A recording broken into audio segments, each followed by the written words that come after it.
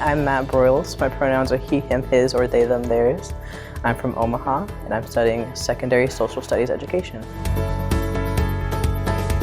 Hi, my name is Kaylin Mowinkle. I'm from Milford, Nebraska, and I'm majoring in family and consumer science education.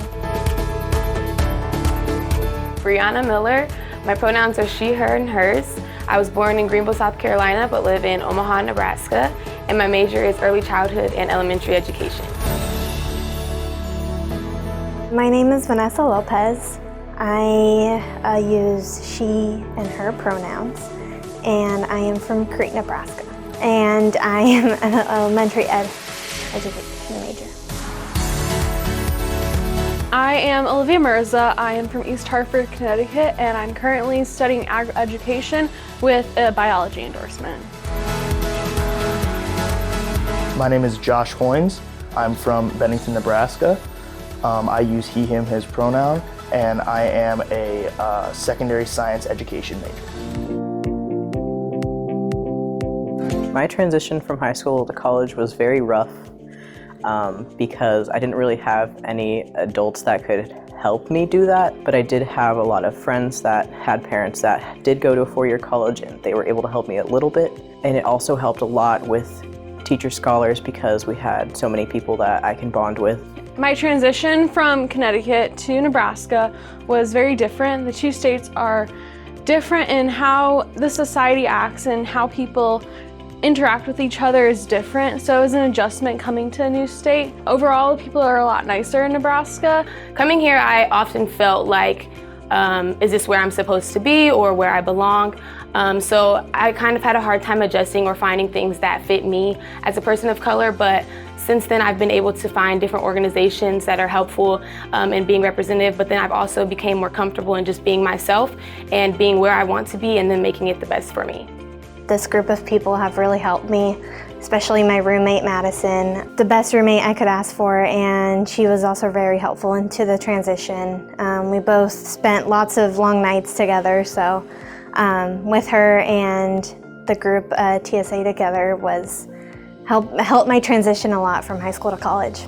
The Academy really does a great job of helping you ease into the transition. It sort of gives you this safety net of people that will understand your situation and be close to you and empathize with you. And in your first semester, you really do get to do your life with them. You do almost everything with them, and so you feel like you really do have this bond of people that are there to support you, and it really helps with the transition.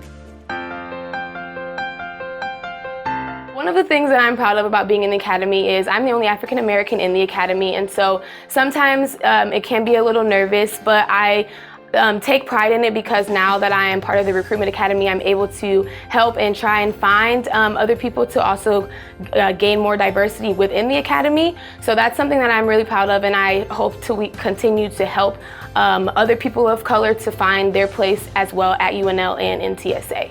I'm really proud of how I've taken care of myself. I've never been very good at eating healthy or working out or doing any exercise things in general.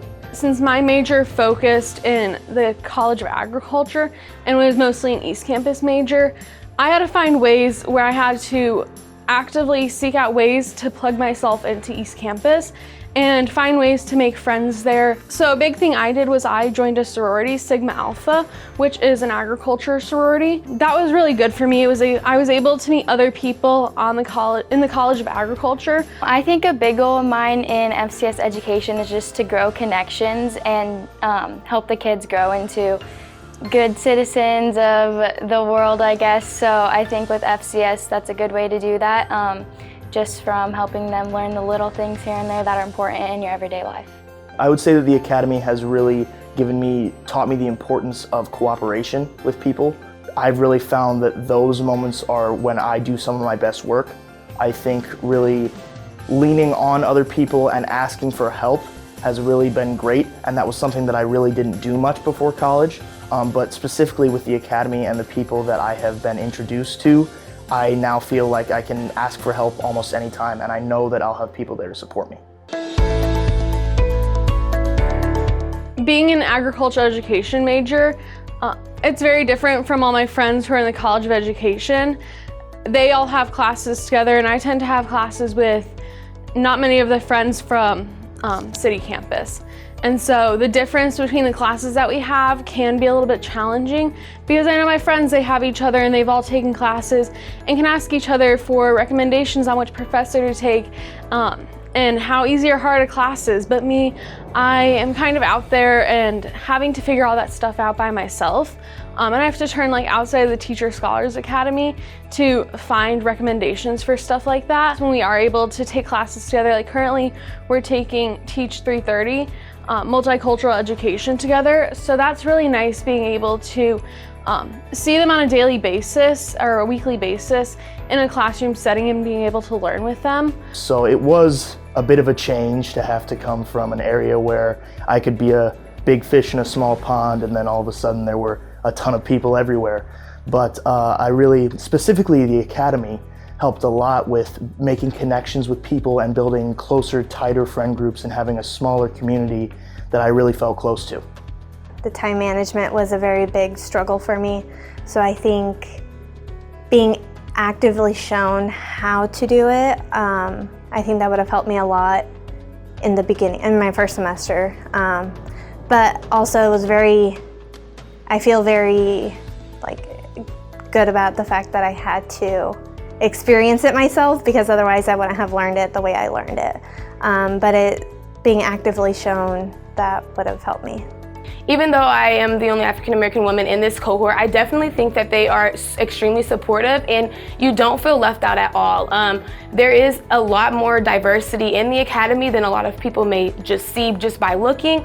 And so I have never felt, besides when I first started, yes, I felt a little bit out of place, but everyone is so welcoming, and you can definitely tell that people are not looking at you based off of your race or whatever you may believe in, and everyone in the cohort has made me feel welcome.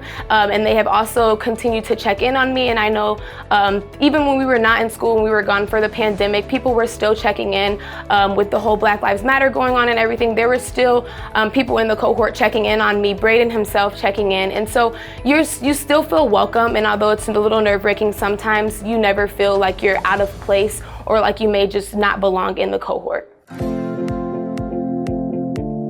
So TAC 330 is a multicultural ed class, and being together in all that class, it's a lot easier to have harder conversations, especially in today's society. I know it was a lot easier because we're not strangers, so it's easier to talk about things like that, and the fact that we are all respectful of it, and we know we have boundaries set of what is expected and what we're able to call each other out for things that maybe typically we wouldn't be if we were strangers. I just think the Teacher Scholars Academy is a great way to meet new people, and it's given me a lot of new experiences. There's a lot of different topics that we talk about that might be difficult to talk about, but we have a safe and nurturing environment where it makes it easier to talk about these difficult concepts.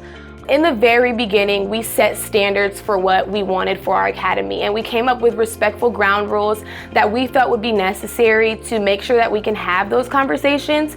And so at the moment, it was kind of hard for us to come up with different things that we believe should be happening in all of our conversations. But as the times have changed and the current events that have gone on, and we've had to have some really tough conversations, we have been able to have some very, very tough conversations really professionally. And I know a lot of times when you think of young teenagers in college, you often think of people who just are really heated in the moment and only think about their own opinion. But we've really taken those ground rules and thought about things from different perspectives and been willing to listen and hear people out for what they believe in.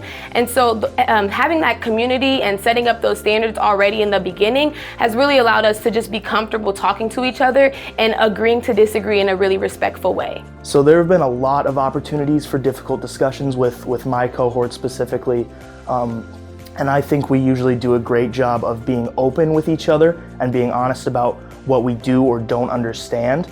And then people within the cohort who sort of have expertise in those areas can give their input, and people can really learn from those types of discussions. We really do a good job of calling in, not calling out, and we really are good at educating each other the best that we can. My best advice, especially for the application process, is to just be honest. Telling your story is a really great way for people to be interested in who you are, to invest in you, to make them want you at UNL or in TSA, because who you are is the most important part of being in a group like this or being at a college like this, is because your uniqueness is what makes you the reason why you're here in the first place.